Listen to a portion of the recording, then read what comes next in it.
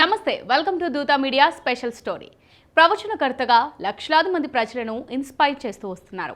ఆధ్యాత్మిక ప్రవచనాలతో పాటు స్ఫూర్తిదాయకమైన ప్రసంగాలతో పలు విద్యా సంస్థలు విద్యార్థులకు దిశానిర్దేశం చేస్తూ వస్తున్నారు. ఆయన ప్రసంగాల్లో విద్యార్థులకు విలువలు బోధించడంతో పాటు పరీక్షలకు సిద్ధమవడం కోసం ఎలా ప్రణాళికలు తయారు చేసుకోవాలి, పరీక్షల్లో విజయం సాధించడానికి ఎటువంటి ప్రిపరేషన్ ఉండాలి వంటి అంశాలపై పలు ప్రసంగాలు చేశారు.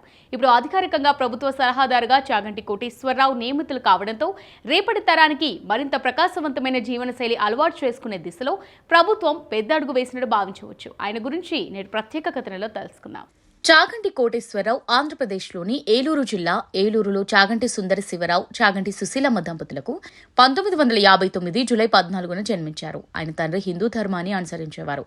ఏలూరులో తన విద్యార్థి రోజుల్లో ఆయన ప్రాచీన భారతీయ జ్ఞానంపై వ్యాస రచన, వక్తృత్వ పోటీల్లో పాల్గొనేవారు. అతని భార్య సుబ్రహ్మణ్యేశ్వరి.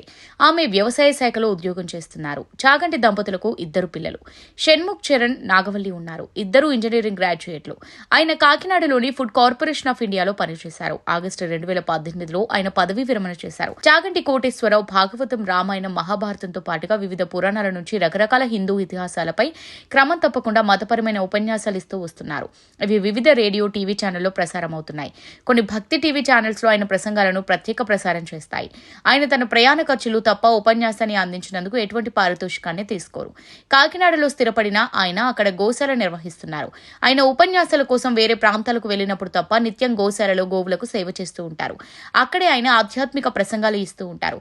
ఉపన్యాసాలను అందించడంలో ఆయనకు అనేక ప్రత్యేకతలున్నాయి. 42 రోజుల్లో రామాయణం, 42 రోజుల్లో భాగవతం, 30 రోజుల్లో శివపురాణం, 2 నుంచి 3 నెలల్లో శ్రీ లలిత సహస్రనామం పూర్తి చేసిన ఘనత ఆయన దక్కించుకున్నారు. ఆయనకు ప్రవచన చక్రవర్తి, శారద జ్ఞానపుత్ర వంటి బిరుదులిచ్చి ఆయన గొప్పతనాన్ని గౌరవం కల్పించారు. వేద పండితులు, ఆధ్యాత్మిక గురువు బ్రహ్మశ్రీ చాగంటి కోటేశ్వరరావుకు ఆంధ్రప్రదేశ్లోని కూటమి ప్రభుత్వం కీలక పదవినిచ్చింది. విద్యార్థుల్లో విలువలు, నైతికత పెంచేందుకు గాను ఆంధ్రప్రదేశ్ ప్రభుత్వానికి సలహాదారుగా చాగంటి కోటేశ్వరరావును కేబినెట్ హోదాతో పదవిచ్చారు. కూటమి ప్రభుత్వం నామినేటెడ్ పదవుల 2వ జాబితాలో కోటేశ్వరరావుకు ఈ కీలక బాధ్యతలు అప్పచెబుతున్నట్టు ప్రభుత్వం పేర్కొంది. దీంతో ప్రభుత్వం విద్యార్థుల్లో నైతిక విలువలు పెంచడం విషయంలో ఎంత సీరియస్ గా ఉందనే విషయం అర్థమవుతుంది. గతంలో కూడా తెలుగుదేశం ప్రభుత్వం చాగంటి కోటేశ్వరరావుకు రాష్ట్ర ప్రభుత్వ సాంస్కృతిక సలహాదారుగా అవకాశం కల్పించింది.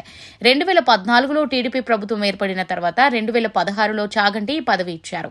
ఇప్పుడు తెలుగుదేశం, జనసేన, బీజేపీ కూటమి ప్రభుత్వం ఏర్పడిన తర్వాత మళ్లీ చాగంటి పదవి ఇస్తూ నిర్ణయం తీసుకున్నారు. ఈసారి విద్యార్థులకు సంబంధించిన విషయంలో కేబినెట్ ర్యాంక్ సలహాదారు పదవిని ఇవ్వడంతో చాగంటి కోటేశ్వరరావుపై పెద్ద బాధ్యత పడినట్టయింది. ఇది వాళ్ళ special story. Keep watching Dootha media.